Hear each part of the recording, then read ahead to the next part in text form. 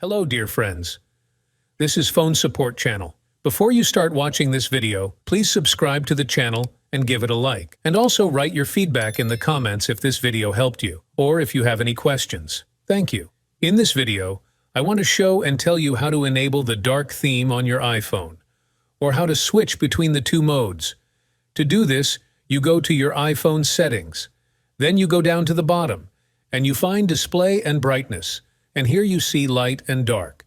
You can choose the automatic mode so that the dark theme will turn on when it's dark outside or indoors. But if you want to choose it yourself, you go back to the settings and look for Control Center.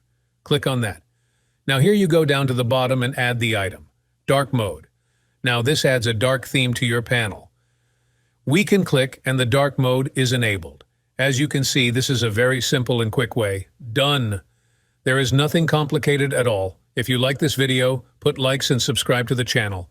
And also watch other useful videos on the channel. That was Phone Support. Bye-bye. See you later.